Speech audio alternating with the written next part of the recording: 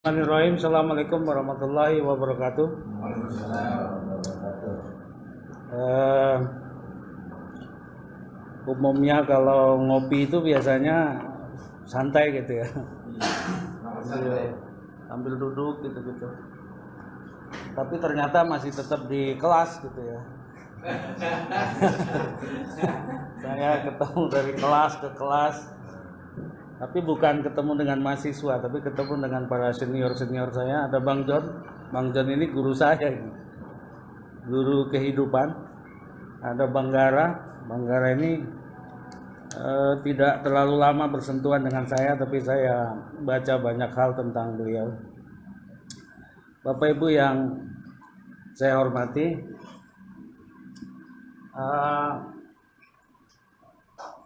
Sekber Wartawan Kota Depok ini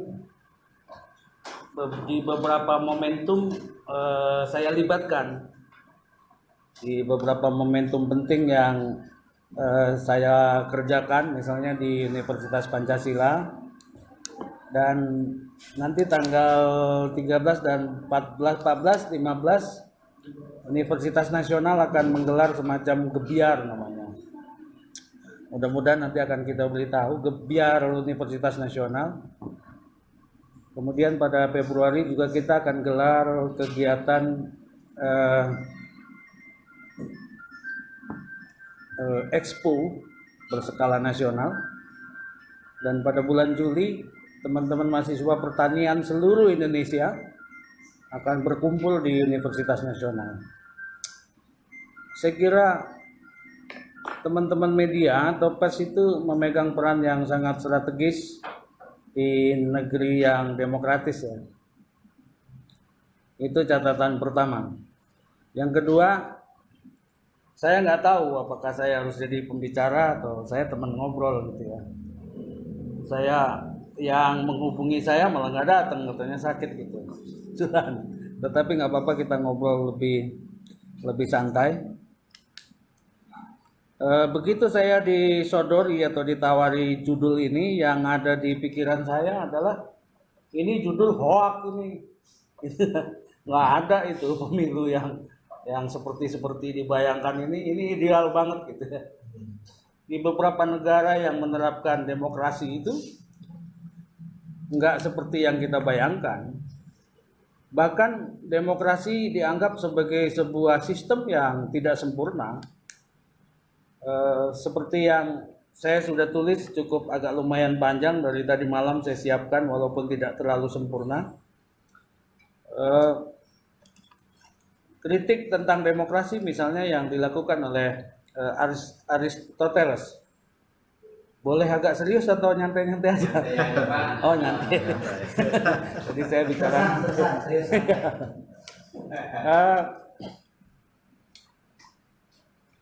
Dua tokoh penting demokrasi ketika di Athena. Jadi demokrasi itu adalah bagi Indonesia adalah barang impor. Negara pertama yang menerapkan sistem demokrasi itu namanya Yunani. Tetapi pada 2008 justru Yunani adalah negara gagal. Tumbang.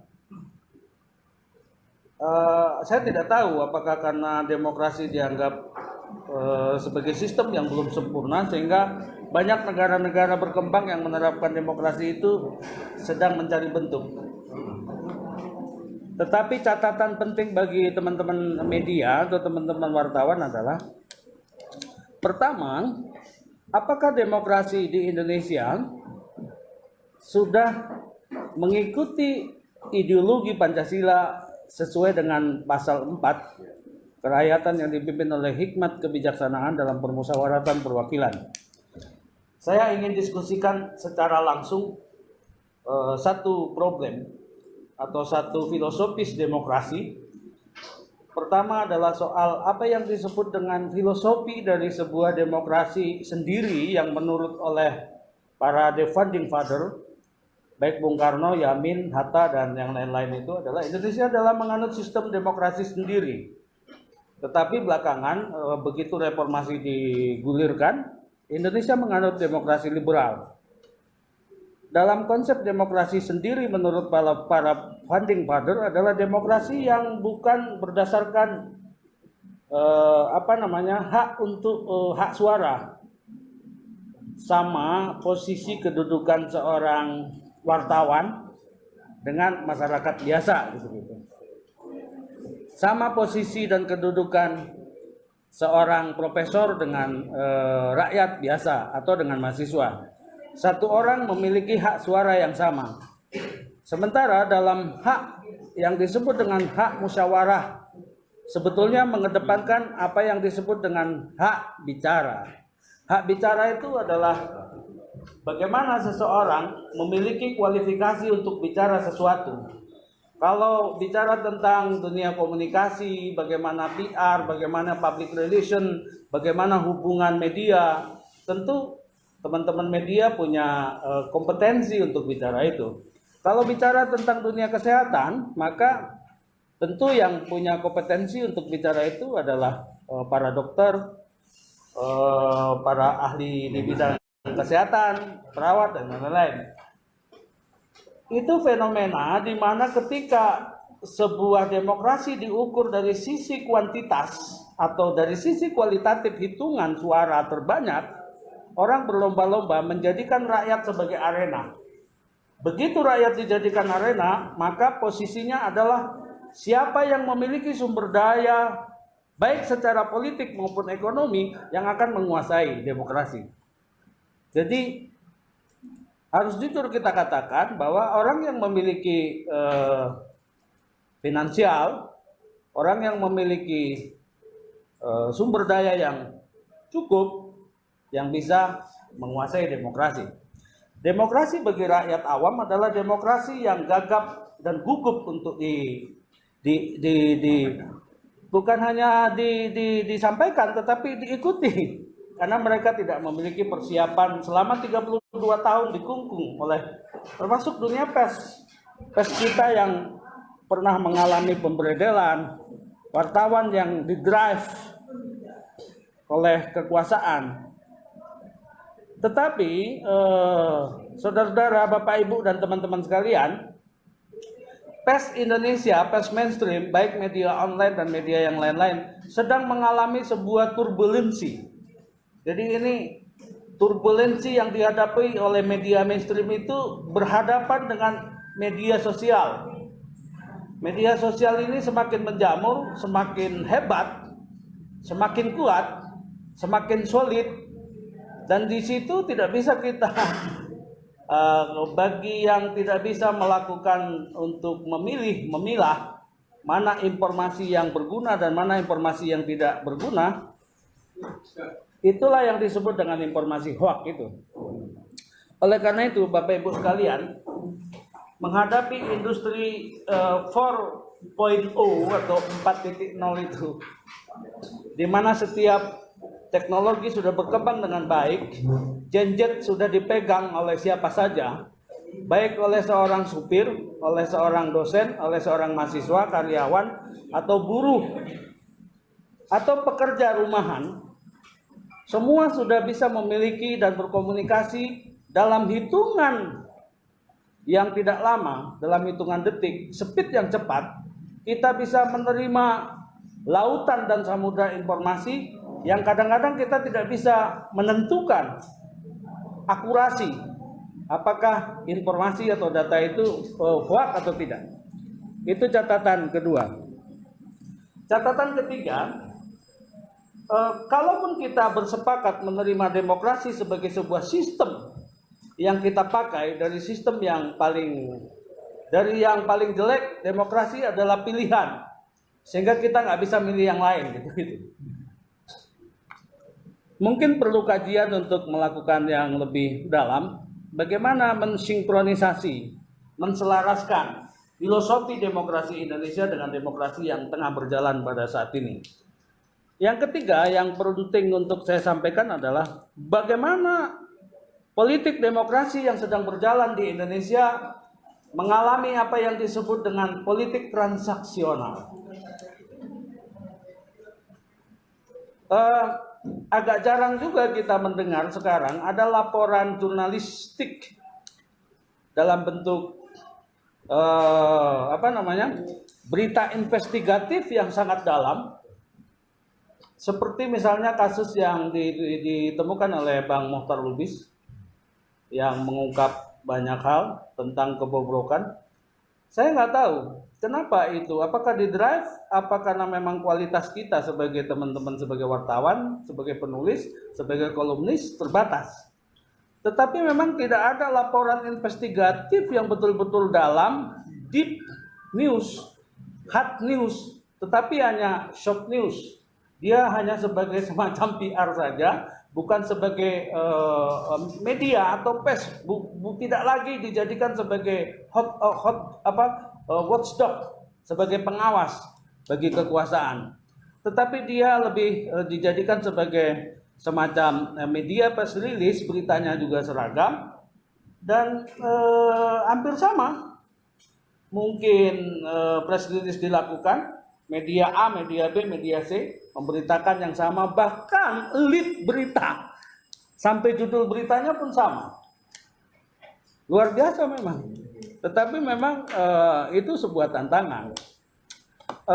Catatan menarik, teman-teman wartawan zaman dulu, zamannya Bang Gara, dulu kalau dia melakukan semacam reportase, membuat semacam berita yang dalam, membuat feature, bagaimana membuat lead, ini salah satu pegangan. Ini buku yang sangat lama sekali. Seandainya saya wartawan Tempo, saya lagi nggak promosi tentang Tempo ya. Tetapi ya boleh juga, ada juga kadang-kadang, jangan tersinggung ya. Saya dulu ketika memegang media centernya Pak SBY itu, ada sahabat saya namanya Pak Yusuf Rizal. Wahyu, itu ada wartawan Tempo. Saya pikir wartawan Tempo beneran. Rupanya Tempo-Tempo terbit, Tempo-Tempo kagak. Jadi, tapi sekarang mensiasati untuk itu ada media online namanya. Ada Bang, siapa namanya? Bang Beni, dia spesialisasi di bidang itu. Bagaimana hari ini berita diterima, hari detik atau menit ini juga berita bisa diterima. Yang ketiga yang ingin saya sampaikan adalah berkaitan dengan tema ini adalah, dan berkaitan dengan demokrasi itu sendiri adalah politik transaksional yang sebetulnya harus diungkap secara berita investigatif oleh jurnalis-jurnalis yang kompeten, yang berada di backstage, panggung belakang, itu tidak pernah muncul. Misal, orang heboh bicara tentang kardus, tetapi tidak menyentuh hal yang substansial. Kardus itu substansinya apa, terus larinya kemana, benar atau tidak, sampai sekarang ngambang. Karena tidak ada laporan jurnalistik yang bersifat mendalam, yang bersifat investigatif. Yang kedua, bagaimana media bisa mengungkap bukan hanya yang di front stage, panggung depan, bagaimana pencitraan dibangun oleh demokrasi yang begitu mewah. Tetapi media dituntut untuk melihat sisi yang disembunyikan dari para aktor-aktor politik itu. Oleh karena itu, media atau pers sering disebut sebagai pilar keempat demokrasi. Karena dia yang menjaga kepentingan publik sebagai pelayan publik dalam bidang informasi. Itu yang menjadi catatan penting ketiga. Catatan penting saya yang keempat adalah, ini sampai catatan keberapa ya? Sampai jam berapa Pak? Catatan saya yang keempat, saya ingin katakan begini, mudah-mudahan sampai 5 aja ya, biar kita diskusi lebih enak, lebih rileks.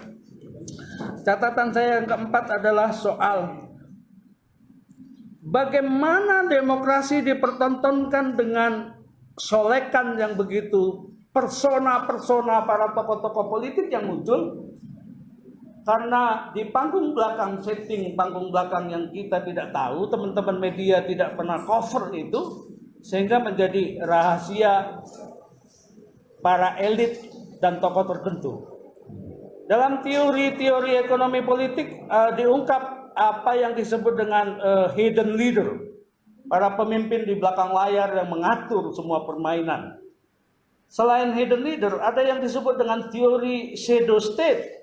Teori shadow state ini adalah teori yang mengungkap bagaimana peran-peran aktor tertentu baik tokoh OKP, tokoh pemuda, saya nggak tahu apakah Sekber juga masuk dalam mainan yang mengatur begitu. Jangan tersinggung ya, kalau mengaturnya untuk yang positif mungkin boleh-boleh saja. Kayaknya serius banget Bapak yang di belakang.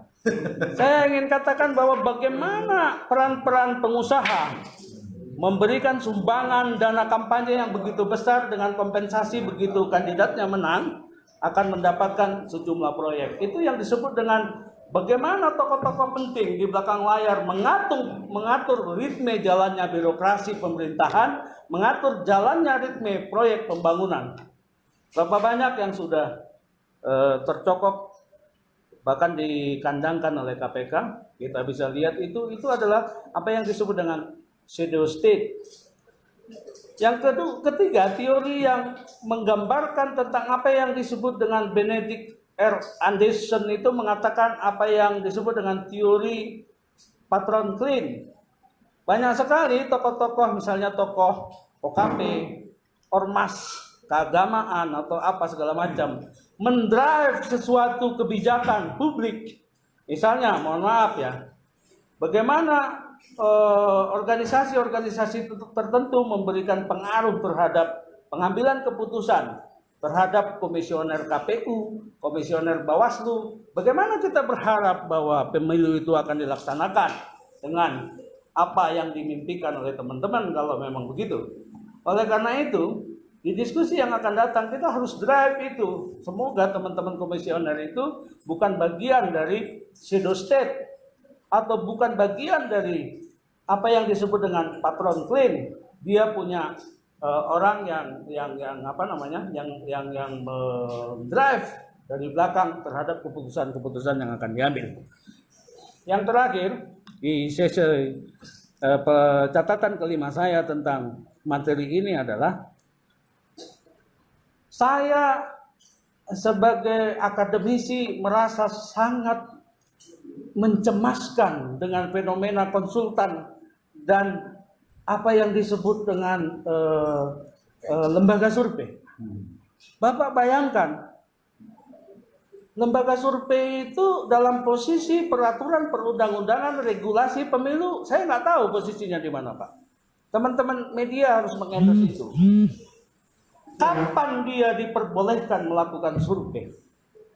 Apakah survei yang bersifat behavior, perilaku manusia itu bisa dilakukan dengan metodologi yang bersifat kuantitatif?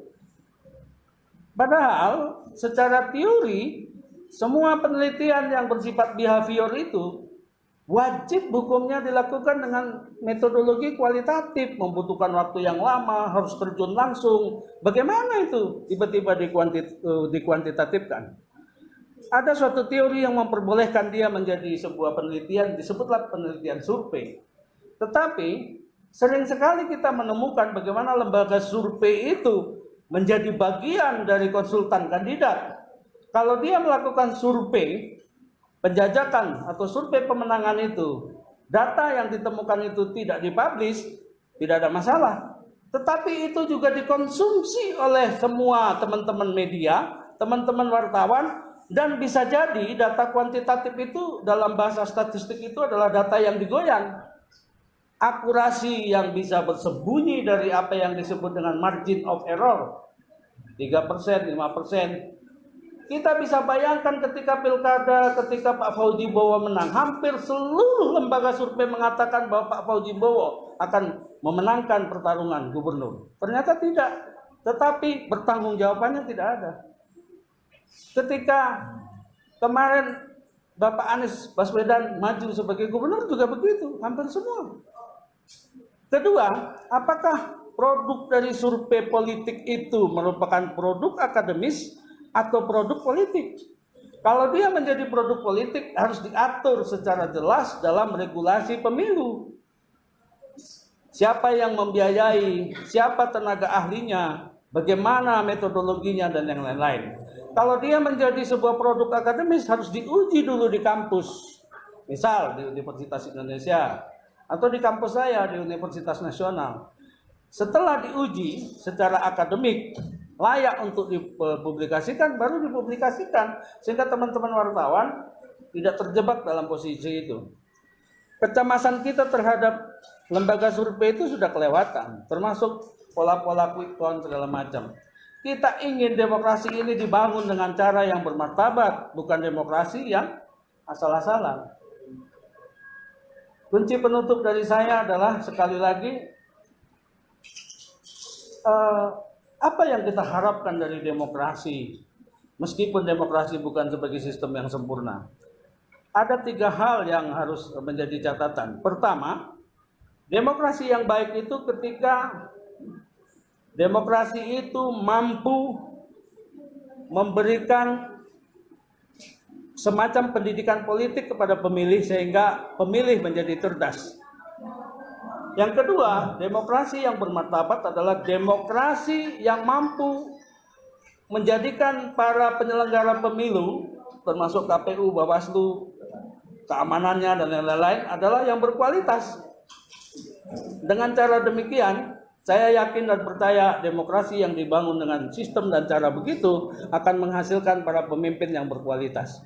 Terakhir, saya kira catatan saya yang sangat mencemaskan sekali, orang bisa berantem karena hasil survei, orang bisa berkelahi karena pilihan yang berbeda. Bisa jadi kita belum siap untuk berdemokrasi, ataupun banyak hal yang harus kita bicarakan sehingga demokrasi betul-betul memberikan manfaat bagi bangsa dan rakyat Indonesia. Terima kasih ke Pak siapa nih? Pak Eri. Baik, terima kasih. Demikian yang disampaikan oleh Bapak Wahyu. Selanjutnya mungkin akan kita buka semacam diskusi lah ya, tanya jawab. Kalau usah tegang-tegang, kalau usah terlalu formal gitu. Iya. Kita santai aja, seperti kita ngobrol di warung kopi lah, kira-kira seperti itu. Silakan kepada kawan-kawan yang ingin bertanya, sebutkan nama, kemudian medianya Pak. Silakan menanya ke Pak Wahyu. Ya, silakan. Ya. Berarti buku pertama untuk Bang John. Ya. Tadi disampaikan bahwa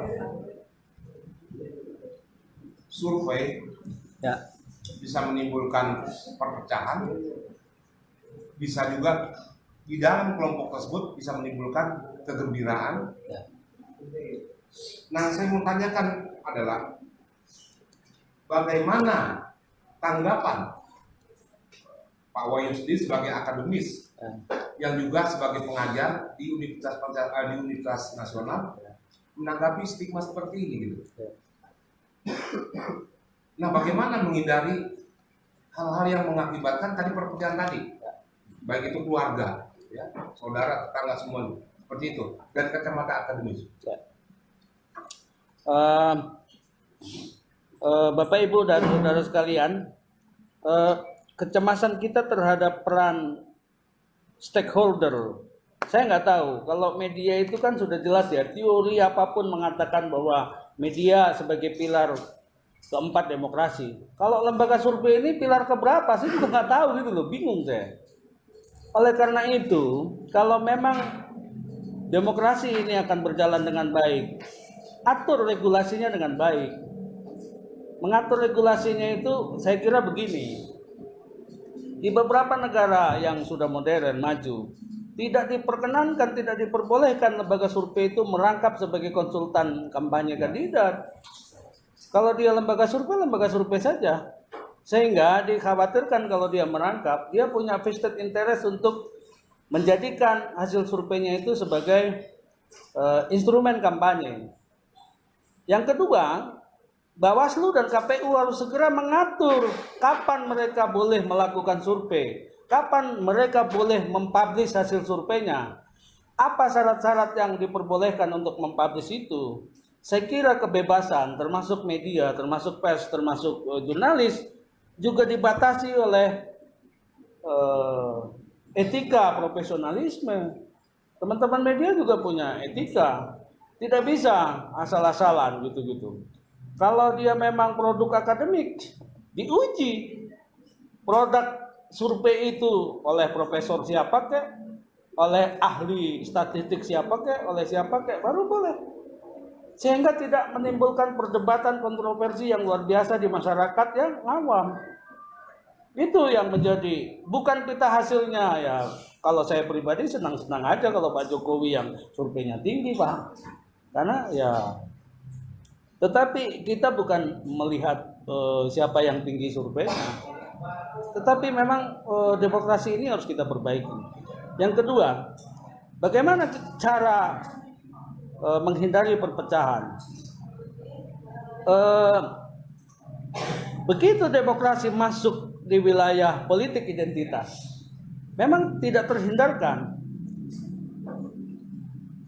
di negara demokrasi yang begitu modern. Donald Trump menggunakan politik identitas untuk kampanye politiknya. Di Indonesia, anggaplah misalnya 212 itu menjadi instrumen sebagai politik identitas, sebagai sesuatu yang dianggap sebagai apa ya namanya, mengidentifikasi, itulah kekuatan paslon nomor sekian gitu. Tetapi Bapak Ibu sekalian, secara filosofi demokrasi yang menganut paham bagaimana penghitungan kemenangan seorang kandidat dihitung dengan hitungan kuantitatif bukan kualitatif, ya harus begitu. Orang berlomba-lomba untuk mendapatkan suara terbanyak dan posisinya sama. Bayangkan Bang Putragara itu sama nanti posisinya kalau dengan anaknya yang baru memilih untuk yang pertama sekali. Artinya demokrasi yang belum mementingkan kualitatif atau kualitas, ya pasti akan begitu. Nggak mungkin kita bisa menghindarkan itu. Tetapi ada satu koridor dalam sebuah demokrasi, apa yang disebut dengan moralitas politik. Etika demokrasi, moralitas politik. Itu sudah terpulang kepada masing-masing. Ada orang yang saya tidak mau kalau saya mengambil jabatan itu dengan jabatan tersebut dengan cara membayar atau dengan money politik atau membeli suara, mempengaruhi penyelenggara pemilu. Beberapa kebijakan publik menekankan kepada kita untuk merubah regulasi itu.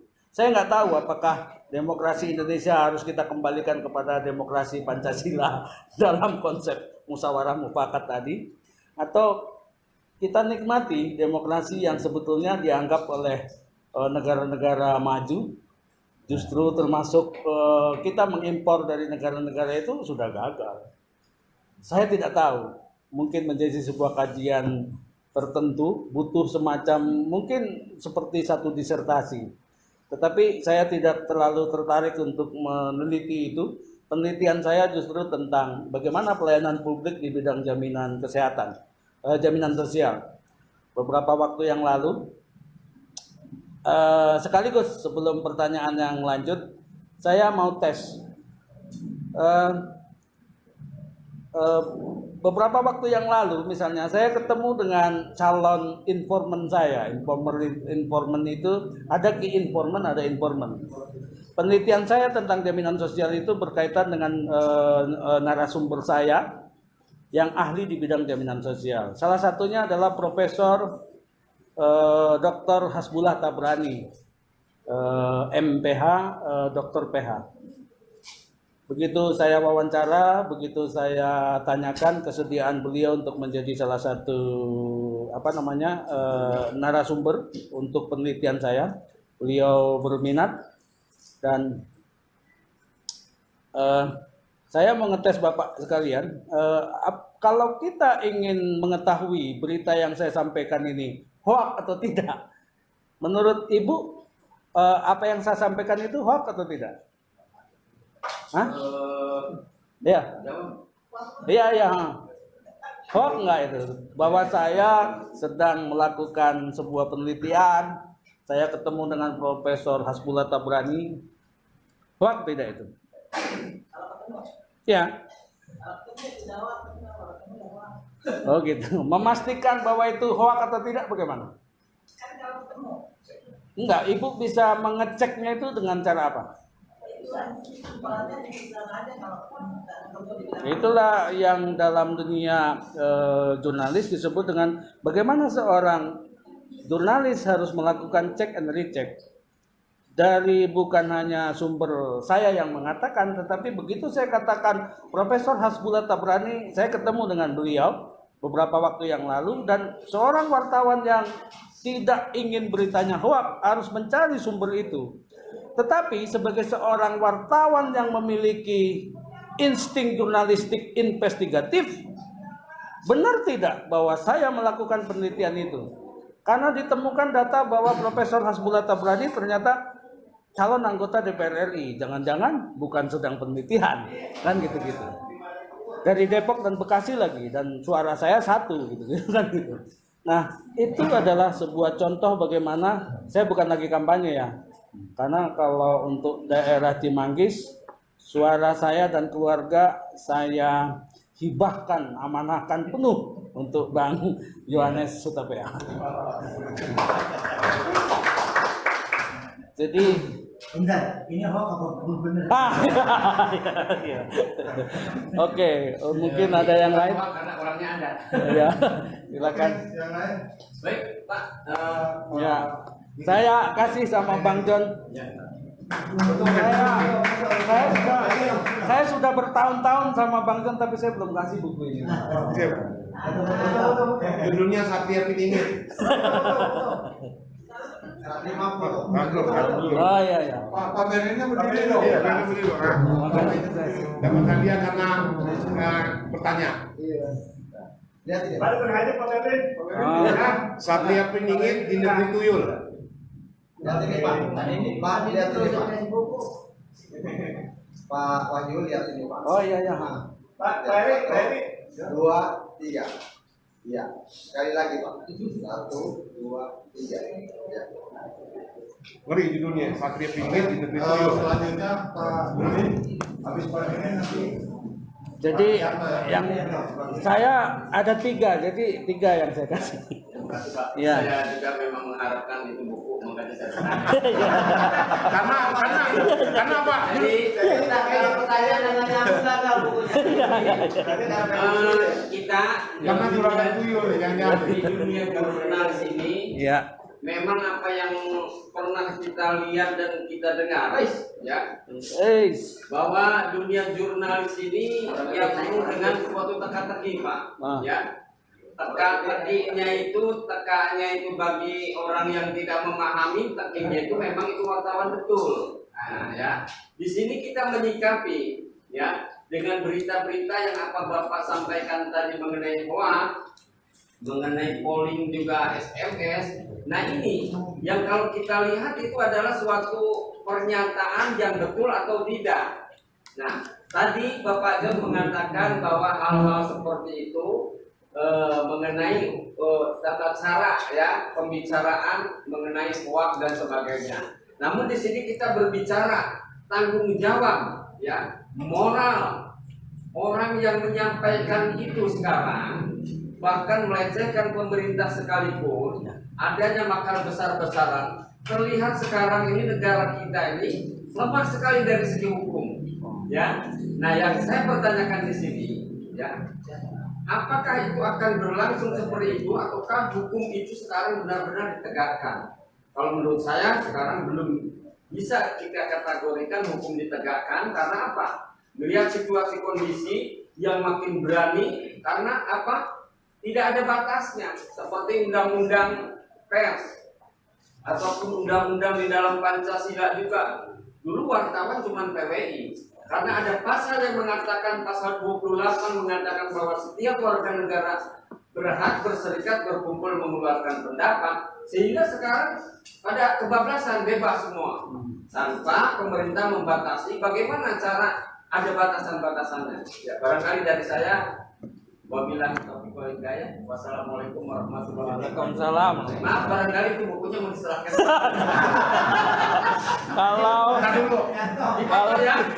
Kalau Bapak, oh iya.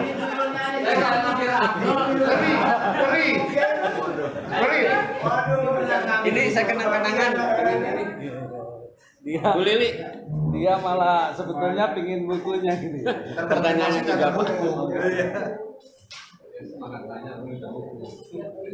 Oke, yang ini Pak Didin.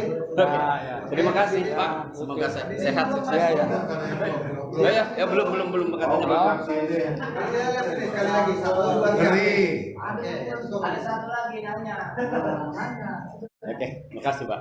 Langsung tuh yang seperti Citra langsung naik. Naik itu langsung udah. Bapak Ibu sekalian, kalau saya bicara di teman-teman media, pers, wartawan, hadiahnya buku, karena lebih berharga daripada duit, Pak. Kalau di teman-teman entrepreneur mendorong entrepreneurship, saya nggak kasih buku, tapi saya kasih duit, walaupun 10.000, 20.000 gitu. Mungkin nanti ada tambahan mungkin ya. Oh, itu tambahannya 20.000 itu Pak. Pak siapa tadi, Pak? Saya Pak Didin Pak. Pak Haji Didin ya, Pak Ustadz Didin. Kalau Bapak maunya bagaimana? Pers Indonesia masa depan Ya itu kalau mau pers saya sih tetap hukum ditegakkan, negara ini bersih dari isu-isu hoak, ya, dan kemudian yang menyebarkan hoak itu ada suatu pertanggungjawaban, suatu moral istilahnya bagaimana dia ini tidak berbuat hal-hal seperti ini, karena itu akan menyangkut melebar, karena dia tidak diapa-apakan maka yang lain juga ikut-ikutan. Racun ya, jadi racun. Ya, Virus. harus ditegakkan dan harus diberikan sanksi yang sebesar-besarnya Pak, gitu bagi saya Pak. bagi wartawan, kemudian bagi pers yang melanggar Ya. aturan ya harus dikenakan sanksi. Bapak bisa jawab sendiri, jadi nggak perlu saya jawab. Nyeselkan, kasih nyesel ya. Silakan Pak. Enggak, yang di belakang duluan tadi kayaknya. Nah, Ini hoak nih, hoak. Hoak. Bapak nama saya Yanto, Pak. Yanto ya. Orang Jawa dong ya. Oh gitu. Iya. Terkait tadi materi kita yang dibahas, Pak. Iya. Ada sedikit pertanyaan untuk soal ini sebagai pakar itu. Saya nggak pakar, saya teman diskusi aja. Biar kita perlu pendapat juga, masukan dari yang mungkin kita ketahui. Presiden Indonesia ini kan tadi Bapak katakan mengalami kondisi yang turbulensi. Ya, demokrasi. Tidak kontrol. Nah, bagaimana satu mengatasi turbulensi menjadi laminar? Artinya laminar ini mengarahkan yang objektif ya, objektif wartawan ini. Satu. Kedua, bisa dasar ilmiahnya saya jelaskan kepada kamu. Ya. Dasar ilmiah apa namanya? Sisi objektifnya. Ya. Ya, mungkin satu dulu Pak ya. Ya, ya. Mungkin satu dan satu sih.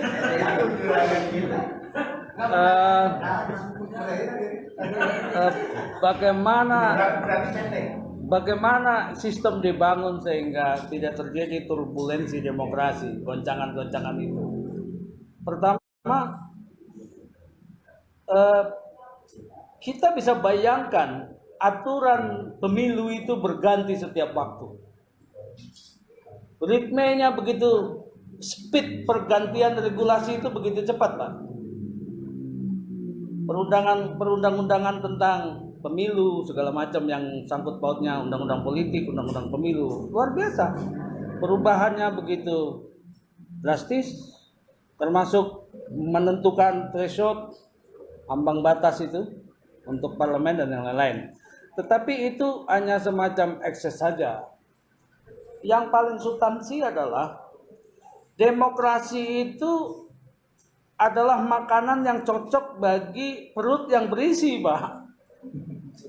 Jadi kalau demokrasi ditempatkan di perut yang kosong, kesejahteraannya nggak ada, ya begitu, Pak. Di Athena Yunani ketika konsep demokrasi itu pertama sekali digulirkan di polis atau negara kota itu, diskriminasi demokrasi juga ada. Kelompok perempuan tidak boleh memilih, budak tidak boleh memilih. Kalau orang akan datang ke tempat pemilihan, akan diberikan bayaran. Jadi money politik juga dari awal sudah ada. Siapa bilang nggak ada? Jadi Aristoteles, Plato, dan yang lain-lain itu sudah dari awal memperingatkan kepada kita bahwa demokrasi itu bukan sistem yang sempurna dan baik. Tetapi pilihan dari yang terjelek memang dia. Terus bagaimana menatanya, Pak? Saya kira yang paling utama adalah demokrasi itu bermanfaat dan berguna ketika kesejahteraan rakyat meningkat, kecerdasan rakyat meningkat. Tugas jurnalis lah yang akan mencerdaskan para pemilih. Saya bisa bayangkan kalau teman-teman wartawan rata-rata mungkin kalau tidak sarjana S2 atau minimal tamat SMA. Bagaimana saudara-saudara kita yang tidak pernah, mungkin sekolahnya terbatas, atau orang-orang yang sudah sepuh, yang sudah tua, mengingat caleg yang begitu banyaknya itu, Pak, 5 loh. Begitu masuk ke TPS, 5 surat suara yang akan dia bawa. Dia pilih, ini Bang John yang mana ini? Lupa lagi, lamaan, ya wes iki wae katanya. Kan gitu kan? Presiden, DPD, DPRD provinsi, DPR RI, DPRD provinsi, DPRD kota. Bayangkan, DPD lagi. partainya sebegitu banyaknya, orangnya begitu banyaknya, bagaimana dia akan memilih secara rasional? Nggak mungkin itu. Saya saja yang punya pendidikan, agak lumayan lah. Itu juga mungkin nggak akan ingat saya, caleg dari PDI Perjuangan di dapil saya itu ada berapa orang, siapa saja. Kalau Bang John kan memang sahabat saya, tetangga saya, teman saya. Jadi nggak perlu kampanye sama saya, akan saya coblos gitu loh. Tetapi kalau yang ujuk-ujuk, berat itu. Bagaimana kita akan mengharapkan pemilu yang begitu pilihan-pilihan itu rasional kalau pemilih kita membayangkan ya kita memang orang yang tercerahkan. Saya bisa bayangkan itu dalam satu surat suara itu ada berapa banyak. Jangan-jangan kalau ditanya kenal satu-satu pun enggak, bagaimana dia akan memilih secara objektif? Itu menjadi sebuah pertanyaan yang luar biasa menurut saya. Saya juga nggak tahu kok bisa serentak-serentak begini. Katanya demi penghematan. Jadi Pak, pertama kita tingkatkan kecerdasan, kita tingkatkan kesejahteraan. Kalau orang sudah cerdas, dia akan memilih secara rasional. Kalau orang sudah sejahtera, dia nggak sayangnya nasionalismenya nggak kurang Pak. Kalau orang sudah sejahtera itu nasionalismenya kurang Pak. Karena kalau dikasih Soekarno Hatta Pak, dia udah mulai nolak. Soekarno Hatta yang warna merah itu, oh, dia udah cukup katanya. Ya, jadi sebetulnya semakin tidak sejahtera rakyat itu, semakin cinta dia dengan Soekarno Hatta. Apalagi kalau 1-2 lembar gitu. Saya kira begitu. Oh iya. Ini salah aja ya, Mas. Ya, terima kasih Pak. Saya belum dulu ya Pak. Hah? Belum disuruh ngambil. Ya, iya. Foto. Foto nggak nih? Nggak usah masuk pajama udah punya sendiri nggak usah. Lihat ini Pak. Ya oke. 1, 2. Tolong mukanya jangan senyum ya. Terima kasih Pak Wai, semoga bermanfaat buat kami dan masyarakat pada umumnya. Yang kita sampaikan melalui media-media kita dan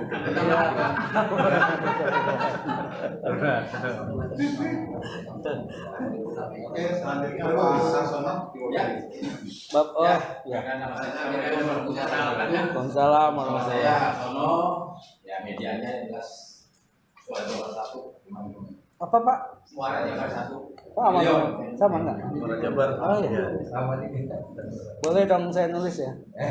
Boleh banget. Ya, ada pemerintahan Pak Hendra. Oh iya. Oke Pak. Nah, terkait dengan apa yang dipaparkan oleh Pak Wali tentang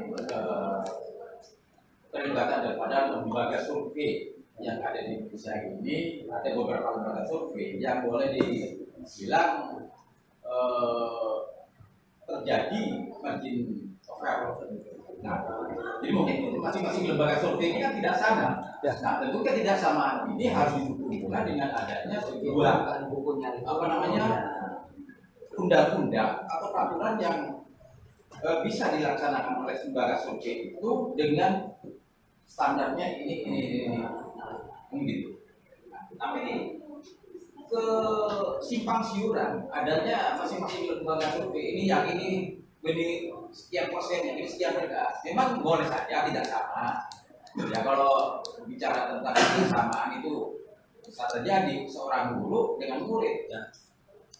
Ruseno dengan hitungan konstruksi beton, ya bisa beda dengan Sumono dengan konstruksi bisa juga lebih ringan, lebih praktis. Nah, demikian pula dengan lembaga survei yang ada di Indonesia ini bisa juga ini yang benar, bisa ini juga yang boleh bilang benar. Nah, memang ini diharuskan pada satu situasi di mana masyarakat itu bingung mana sih yang benar, atau dari pihak partai sendiri yang mendukung itu juga merasa kebingungan. Nah, yang perlu saya pertanyakan ini, adakah undang-undang yang mengatur tentang lembaga survei yang ada ini atau peraturan yang harus dilaksanakan oleh pihak lembaga survei sehingga tidak menimbulkan boleh dibilang ini hoak kan begitu. Ya. Inilah yang kita bicarakan pada saat sekarang ini kas depot tanpa kuat. Jadi kalau kita memberikan sebuah hasil lembaga survei yang ada di Indonesia ini, itu kagak benar lembaga survei. Memang di luaran banyak terjadi seperti itu. Karena saya berhadapan langsung dengan masyarakat. Namanya pers itu berhadapan. Nah, kalau undang-undang pokok pers 40 kan sudah jelas. Ada kode etiknya begini. Nah, kalau lembaga survei apa yang akan dijadikan dasar? Apakah undang-undang, saya juga nggak tahu undang-undang dasar, undang-undangnya nomor berapa nggak tahu ini, atau peraturannya bagaimana. Nah, ini saya perlu juga bertanyakan kepada Bapak Yu, apa landasan ininya, landasan kerja dari lembaga survei. Terima kasih. Salah satu yang membuat saya cemas ya itu, Pak. Saya belum menemukan aturan yang begitu rigid, detail tentang aturan bagaimana lembaga survei bekerja secara politik. Apakah lembaga survei itu menjadi salah satu penyelenggara, atau dia stakeholder yang sama posisinya seperti media, pers, yang memberikan informasi kepada publik? Boleh-boleh saja. Tetapi kan harus ada kode etik yang mengatur itu. Misal, bagaimana mungkin lembaga survei melakukan survei sementara orang yang akan disurvei itu belum dia temui, belum dia nyatakan, belum dia belum dimintai persetujuan untuk disurvei, dia udah langsung survei kemudian dia publish. Itu etika demokrasi macam apa itu gitu loh. Kalau ada survei yang mensurvei seluruh caleg di Kota Depok, lembaga survei itu harus datang kepada caleg yang bersangkutan atau kepada partai politik yang akan disurvei atau kepada kandidat yang akan disurvei. Kalau dia adalah lembaga survei yang dibayar oleh kandidat, etikanya tidak boleh dipublish karena itu untuk konsumsi internal, untuk sebuah strategi pemenangan. Kalau dia dipublish, wah, jadi instrumen kampanye dong. Sanksinya apa terhadap? Enggak ada, Pak. Nah, di sini Pak, yang perlu dijadikan sebagai sebuah rekomendasi dari hasil kopi barang di sini, ini bisa direkomendasikan untuk dibuatkan sebuah aturan yang jelas supaya lembaga survei ini nanti tidak akan sembrono. Enak aja lembaga survei hasilnya sekian, dasarnya apa? Nah ini kan nggak ada sekarang. Nah ini seharusnya dari pertemuan ini bisa di blow up, bisa didudukan nih loh. Nggak bisa SNA-nya bikin survei-survei ini. Nah, supaya apa? Ini tidak menimbulkan kegaduhan baik di dalam partai politik sendiri, bagi calon sendiri. Ini mudah-mudahan dari hasil pertemuan ini bisa dijadikan sebuah rekomendasi.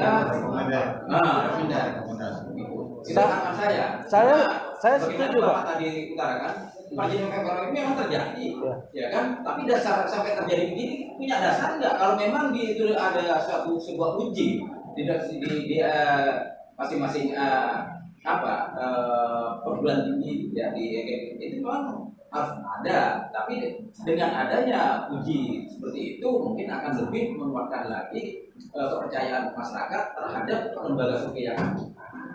Kalau uji tentang metodologi hasil survei itu bisa jadi bukan hanya di perguruan tinggi, mungkin bisa jadi oleh LIPI misalnya, Lembaga Ilmu Pengetahuan Indonesia, atau dibentuk semacam organisasi yang apa ya namanya, kalau di media itu kan ada PW.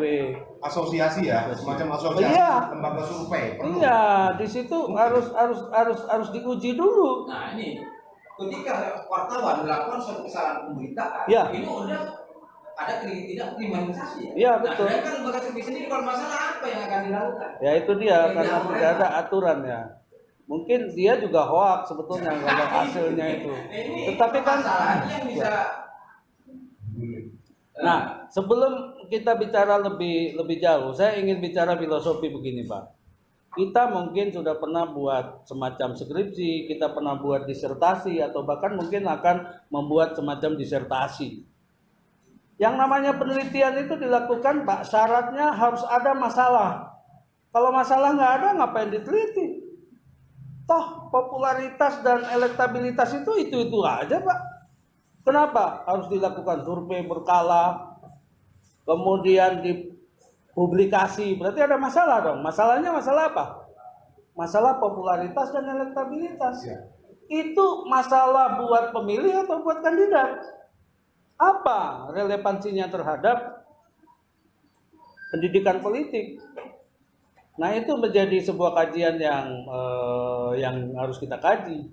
Yang kedua, survei yang bersifat apa ya? Bukan penelitian behavior itu, Pak. Sebaiknya dia harus dilakukan dengan metodologi kualitatif, bukan metodologi kualitatif yang dikuantitatifkan, yang margin of error, kemudian datanya bisa digoyang atau yang lain-lain. Lebih dari itu, saya setuju dengan Bapak bagaimana mengatur regulasi tentang konsultan politik, bagaimana mengatur regulasi tentang lembaga survei itu di masa yang akan datang. Sehingga mereka bukan seolah-olah, kita bayangkan mereka setiap waktu tampil di media elektronik, tampil di media mainstream, melaporkan hasil survei, mereka menganalisis demokrasi dan politik. Terus posisi mereka itu sebagai apa gitu loh? Sebagai pengamat, sebagai akademisi, atau sebagai praktisi politik, dan itu segera diatur karena menyangkut pelayanan publik, informasi publik yang akan dikonsumsi oleh media. Kalau dia sifatnya hoak, bagaimana Pak? Itu yang saya berkali-kali menyuarakan agar diatur secara baik regulasinya, sehingga teman-teman lembaga survei yang memiliki kapasitas, memiliki kapabilitas, dan memiliki kredibilitas dan integritas bekerja secara profesional. Bukan akhirnya semua lembaga survei dianggap apa ya namanya, tidak memiliki kompetensi, tidak memiliki etika, tidak memiliki profesionalitas. Saya kira begitu Pak. Terima kasih. Wah, Pak Ketua langsung nanya. Enggak ada sih. Gitu ya. Silakan Pak Bini. Ya, silakan. Terima kasih Pak Wahyu. Saya mau bertanya aja nih tentang jadi Pak Wahyu bilang masalah demokrasi dengan uang. Pertanyaan saya Pak, dalam pemilu pilpres dan pileg ini demokrasi seperti apa sih Pak? Dalam apa Pak? Dalam pemilu pilpres dan pileg ini, Ya. Sebab pengetahuan saya kita ini masih ragu-ragu mengatakan demokrasi terpimpin, demokrasi liberal, demokrasi Pancasila, tak tahu apalagi demokrasi seperti apa nanti. Terus yang kedua masalah hoax tadi Pak. Hoax ini tadi kita bicara masalah lembaga survei. Pas itu tanpa lembaga survei juga dia selalu memberitakan berita apa adanya lah, ya kan. Sementara kita ini lembaga survei sudah duluan begitu. Lembaga survei apakah itu kategori hoax atau tidak? Itu nanti kita pertanyakan dulu nanti. Kenapa? Kita sedikit-sedikit ngomongin berita ya, yang konteksnya di luar itu kita kena undang-undang ITE. Ya betul. Ini persoalan sekarang ini yang terjadi dalam pemilu ke depan ini. Ini wartawan di Indonesia ini bakal terancam, terutama media sosial ya, media sosial sama media online. Itu salah satunya. Pertanyaan saya Pak, demokrasi apa yang dianggap nanti Pak, dalam pemilu pilpres, pileg, dan apakah hoax itu perlu diciptakan atau tidak? Karena hoax itu tanpa hoax mereka tidak ada kerjaan kayaknya Pak. Terima kasih Pak. Demokrasi apa ya? Demokrasi liberal ya. Demokrasi liberal itu ditopang oleh ideologi yang disebut dengan kapitalisme. Begitu demokrasi menjadikan rakyat sebagai arena, hanya orang-orang yang memiliki sumber daya itu bisa kapital, bisa kekuasaan politik, bisa karena dia punya silsilah otorita sebagai tokoh bangsawan atau tokoh yang sangat karismatik begitu ya, dia mendominasi. Orang yang memiliki sumber daya saja yang bisa menguasai demokrasi. Bang John ini nyalek sudah berapa kali ya? Dua ya.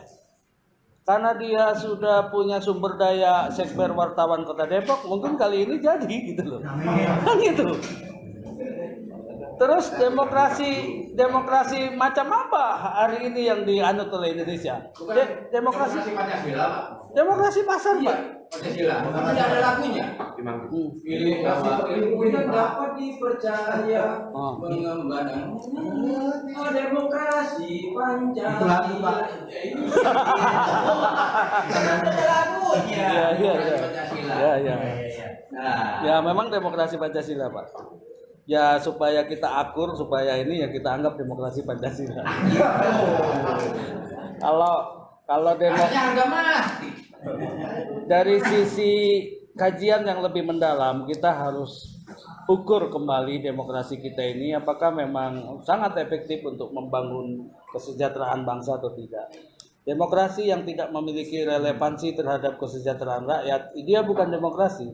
Demokrasi yang tidak memikirkan hak-hak konstitusional warga dan rakyat, dia bukan demokrasi. Saya nggak tahu ya apakah demokrasi yang dengan prinsip yang sifatnya kuantitatif, hitungan angka-angka, hitungan suara, bukan hitungan bicara, maka demokrasi ini akan meruntuhkan persatuan bangsa atau tidak. Itu menjadi sebuah kajian yang saat ini menjadi kajian yang saya kira menjadi concern kita bersama, terutama teman-teman media. Apalagi nanti teman-teman media selama hampir berapa bulan ini? Kampanye itu hampir 2-3 bulan kali ya Pak. Akan membantu mensosialisasikan itu dengan baik untuk meningkatkan kecerdasan rakyat. Saya nggak tahu ya kalau KPU tidak menggandeng teman-teman media. Bayangkan mereka komisioner itu ada berapa Pak? 5 ya? 5. Bayangkan kalau teman-teman media tidak di BIMTEK untuk memberikan sosialisasi secara mendalam, teman-teman NGO, teman-teman LSM, teman-teman pemuda, generasi muda, orang yang terpelajar, bagaimana cara memilih, agar pemilih itu cerdas. Kalau indikasinya pemilih tidak dicerdaskan, berarti ya ada something wrong. Ya itu kalau saya mengatakan demokrasi hokus pokus namanya. Tahu ya Pak, demokrasi hokus pokus? Enggak ya? Hokus pokus. Demokrasi sulap-sulap aja Pak. Seolah-olah demokrasi. Saya kira begitu Pak ya. Ya yang mimpin yang siapa ya? Punya duit. Punya duit. Ya saya kira itu. Kalau lembaga survei Pak, itu termasuk hoax. Oh iya, saya belum jawab itu sangat filosofis sekali. Lembaga survei ini sebetulnya lebih memperjuangkan kepentingan siapa Pak? Kandidat kan? Ya. pemesan. Saya nggak tahu ya apakah dipesan atau tidak, ataukah dia melakukan secara akademis. Kalau dia akademis Pak, dia harus diuji di kampus. Kalau tidak diuji di perguruan tinggi, dia diuji di LIPI dong. Ini loh produk penelitian yang mereka lakukan. Dan itu sah secara ilmiah dan secara akademis, baru dipublish kepada teman-teman media, wartawan. Tidak bisa seenak-enaknya mereka tiba-tiba melakukan surveinya kapan, metodologinya bagaimana. Ya mungkin mereka ketika bertemu dengan teman-teman media 1 jam 2 jam menjelaskan, kemudian ini begini, kemudian kadang-kadang ada yang lewat telepon. Dia katakan bahwa Bang John suaranya di Cimanggis ada 10 katanya gitu. Aneh juga ya kan. Sementara mereka belum pernah ketemu sama Bang John. Harusnya kan yang mau disurvei tahu dong siapa yang nyurvei. Dia yang mau disurvei siap-siap dong. Karena dia artinya keadilan harus diciptakan. Saya kira secara filosofis Pak sudah mendesak untuk mengatur regulasi yang komprehensif kepada semua yang terlibat dalam ini tuh Pak, judulnya. Karena kalau dilihat mau nggak mau lembaga survei ini mau dibilang hoax ataupun apa itu menjadi kekuatan Dalam pemilihan ini, pilek maupun pilpres, ini jaringan dasar itu. Makanya ini harus benar-benar dibuat. Sekarang ada urutan partai politik yang akan lolos tidak lolos, itu sudah diuji belum hasil penelitiannya? Ya kan? Partai ini lolos atau tidak? Profesor mana yang menguji hasil penelitian itu? Ahli statistik mana? Ahli metodologi mana yang menguji itu? Kalau sudah nggak apa-apa. Kalau misalnya PDI Perjuangan nggak lolos, nggak apa-apa. Tapi sudah diuji gitu loh. Ini kan tiba-tiba kapan surveinya? Bukan tenaga surveyornya siapa? Ahli metodologinya siapa? Gitu-gitu. Jadi saya kira saya nggak tahu Pak, apakah itu hoax atau tidak. Tetapi secara filosofi ada sesuatu yang harus diperbaiki, terutama di sisi regulasinya. Lembaga survei itu begitu akan pertama etikanya begini Pak. Lembaga survei yang independen itu kalau dia tidak merangkap sebagai konsultan kampanye, karena dia nggak punya interest. Kalau lembaga survei yang dibiayai oleh kandidat tidak boleh mempublikasikan hasil surveinya karena punya vested interest, mempengaruhi mempengaruhi orang kan berkecenderungan untuk memilih kandidatnya gitu, dijadikan alat untuk kampanye. Yang kedua, siapa yang membiayai harus jelas. Yang ketiga, metodologinya, ahlinya siapa, profesornya mana, gitu loh. Rasanya memang perlu itu perumusan undang-undang. Ya, saya kira itu Pak. Jadi memang harus muncul dari sektor ini. Ya, mudah-mudahan. Karena biar bisa menjadi tolak ukur, menjadi kebijakan pemerintah. Karena dari lembaga survei itu menentukan seorang tokoh, seorang pemimpin. Ya, seperti bagaimana menjadikan suatu pemimpin yang berkualitas sesuai dengan apa yang diharapkan masyarakatnya. Nah, lebih dalam dari itu, demokrasi ini dibangun tidak boleh dengan demokrasi yang asal-asalan. Kita sepakat negara ini menganut sistem demokrasi. Saya tidak tahu apakah demokrasi Pancasila atau demokrasi liberal, terserah. Tetapi kita sudah putuskan bahwa kita menganut demokrasi dengan pemilihan langsung. Selain lembaga survei yang harus kita atur regulasinya adalah bagaimana mengatur tim relawan. Relawan itu diatur oleh undang-undang apa, Pak?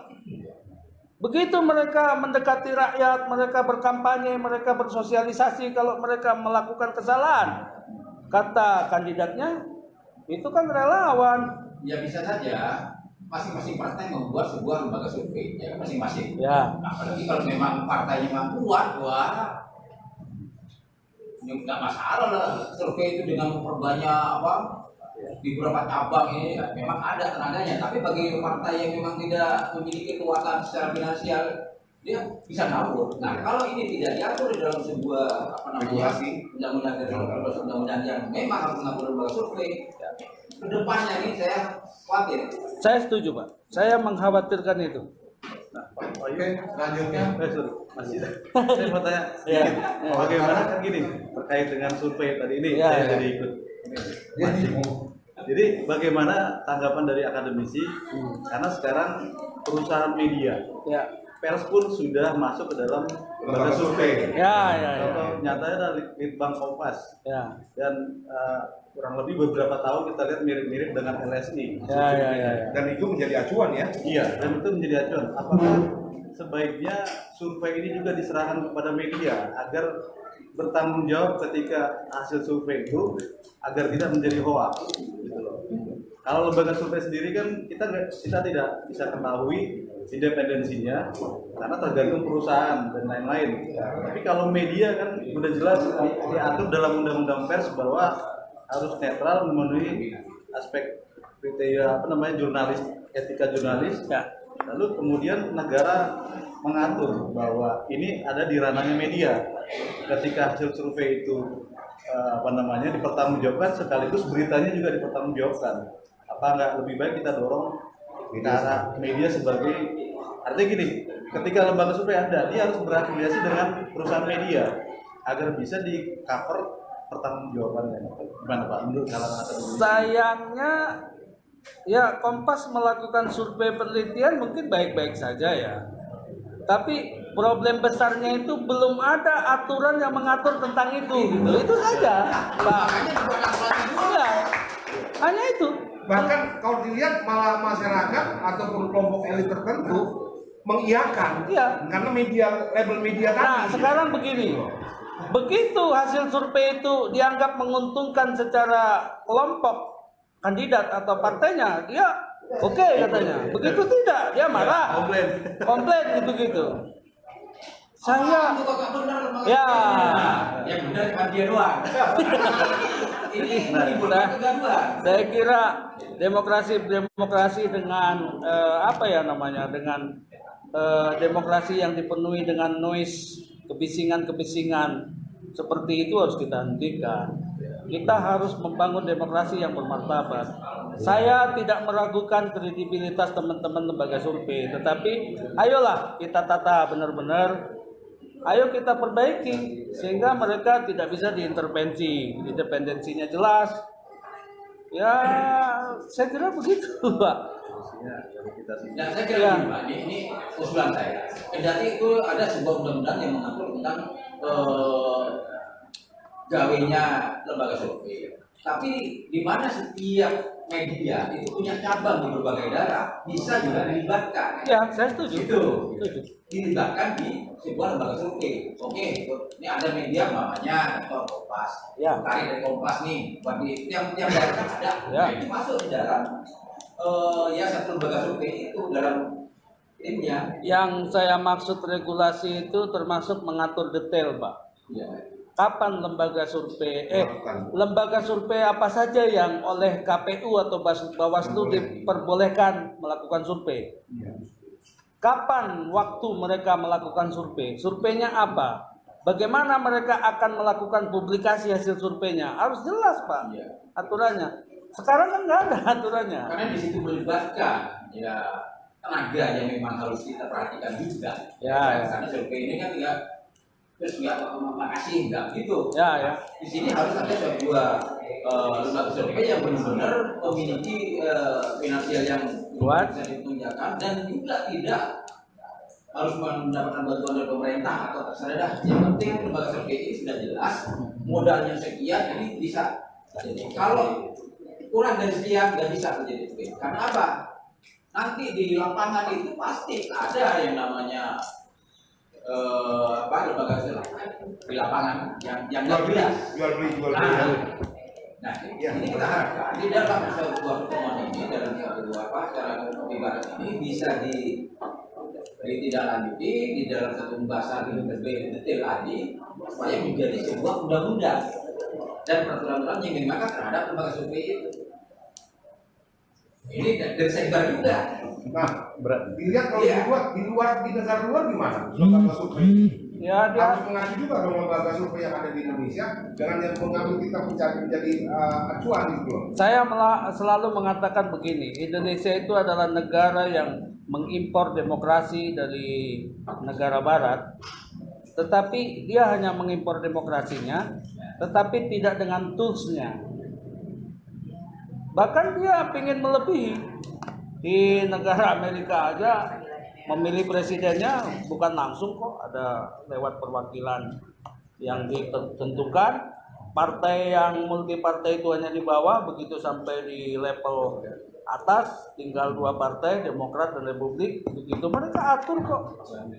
Ya kita ingin menjadi istilahnya itu bagi para akademisi Indonesia ingin menjadi mbahnya demokrasi. Itulah demokrasi yang dikatakan demokrasi sendiri. Mereka menerjemahkan konsep demokrasi sendiri menurut para founding father itu ya demokrasi yang sedang kita nikmati. Memang ini seru juga karena di luar gini.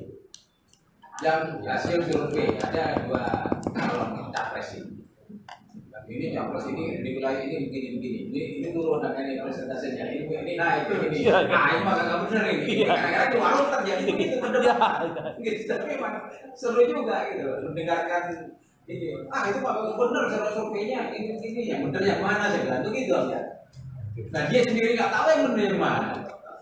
Nah ketidakjelasan seperti ini yang membuat kegaduhan di luar itu saling berdebat pusing. Wah kalau benar ini ya kadang-kadang ini sebarang pers ini kan hanya mendengarkan, melihat, mendengarkan aja. Oke, selanjutnya. Waduh. Lagi Ada Pak? Silakan. Ya, saya terima kasih kawan dan saudara saya Pak Wahyu yang sudah bersedia di acara kita. Ini bikin saya tepat sekali momen dan sesi pertama ngopi bareng sekber dengan akademisi sehingga Punya bekal untuk selanjutnya. terpecah dulu nih Ya. tentang yang tadi dulu kita yang ini seperti itu pemilu yang damai presiden bermata berlaku itu memang karena itu tatanan dia tidak bisa dijadikan menjadi satu bentuk yang real seperti ini tatanan filosofi. Tapi begini, sebelumnya gini tadi bagi-bagi hadiah nanti saya juga akan bagi buku saya ya kan untuk ini Masih ada di mobil buku saya, nanti saya kasih. Oke siap. Bagi ibu-ibu yang bapak-bapak yang masih mau nanti saya kasih. Saya mau Pak. Ya. Saya memang menyiapkan buku ini untuk Pak Wahyu Ya. sebagai silaturahmi kita. Inilah maksud saya fungsi dan peran kita sebagai kaum intelektual, ya kan, di mana fungsi dan peran media terutama ya kan memberikan edukasi, ya kan, pencerahan tentu yang bermartabat tanpa hoak ini pun jadi bias pikir saya, ya kan? Karena ketika kepentingan saya tidak terakomodir oleh seorang John itu menjadi hoak buat saya. Atau sebaliknya, ketika kepentingan John tidak terakomodir oleh saya itu menjadi hoak buat John seperti itu. Nah, jadi begini maksud saya. Kembali kepada poin kita bahwa menjelang pilpres ini yang berkaitan dengan politik dan demokrasi, karena ini adalah inti dari pelaksanaan teori kita per 5 tahun, memang sangat miris. Dari catatan-catatan yang dikemukakan ini harusnya teman-teman juga ada di sini bahwa kita sebagai pelaku pewarta ya kan harus memahami ya kan bahwa adopsi demokrasi yang mohon maaf nih kalau saya mengistilahkannya sebenarnya mentah ya kan yang ketika terpublis, nah fungsi dan peran publis ini kan adalah ada jadi kita ya. Ini seolah-olah menjadi barang baku yang ketika sampai ke masyarakat seolah-olah menjadi suatu keputusan real ya. Pemahaman tentang demokrasi bahwa di induk semangnya atau di tempat lahirnya sendiri gagal ya kan? Tidak dipahami itu, bukan hanya tidak dipahami, kalau dipahami mungkin terlalu berat ya. Diketahui pun tidak seperti itu. Bagaimana demokrasi di Indonesia itu bisa ada? Ya, saya sangat yakin, aku yakin, ya teman-teman orang-orang yang saat ini bicara demokrasi itu tidak pernah tahu historical demokrasi di Indonesia itu lahir dan berperan serta berfungsi seperti apa. Sehingga ya, semakin rancu yang tadi Bapak bilang gaduh. Ya kan? Gaduhnya apa? Loh nggak ada ilmunya kok pada ngomong tentang hal ini tentang hal itu. Seperti itu. Nah kalau sekarang kita bikin koridornya melalui undang-undang, ya kan? Seperti itu. Berbenturan lagi. Berbenturan dengan apa? Loh kebebasan berpendapat dijamin kok. Seperti itu. Nah terus ketika misalnya lembaga survei, ya kan? Yang tadi kita bicarakan khawatir menimbulkan hoak, yang kenapa hoak? Karena apa? Lembaga survei bukan kepentingan publik, tapi kepentingan personal. Itu kan hoak lagi.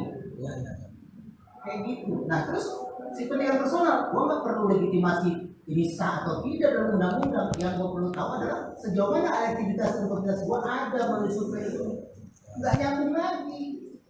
Seperti itu. Nah makanya dari rangkaian yang tadi dijelaskan oleh Pak Wahyu serta di pertanyaan oleh teman-teman, bahwa saya melihat di sini ada dua poin, budaya politik dan budaya demokrasi.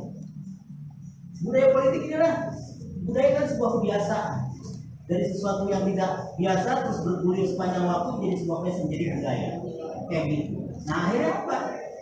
Karena ini awalnya demokrasi dibentuk setengah-setengah, ya kan? Atau istilahnya tadi demokrasi tersendiri. Kalau kita pertanyakan secara akademisi tersendiri seperti apa, mohon maaf, sampai sekarang ini belum ada rumusannya. Sangat yakin saya. Dikembalikan lagi tadi demokrasi Pancasila itu lebih tidak lagi nyambung karena Pancasila adalah musyawarah mufakat bukan demokrasi. Iya betul. Ya, makanya tadi saya bilang ya, kalau bicara demokrasi ya ini adalah satu budaya politik dan budaya demokrasi. Budaya politik kita sudah hancur. Karena apa? Bicara politik, bicara kepentingan, kembali kepada semua elemen dari mulai KPU, ya kan, partai-partai, pemilih. Ya, kita sudah sangat tahu lah bagaimana mensiasati politik, bahwa bagaimana untuk jadi. Karena ada satu stigma atau jargon di para politisi, haram hukumnya, kalah dalam pertarungan. Jadi dalam arti kata, apapun akan dilakukan.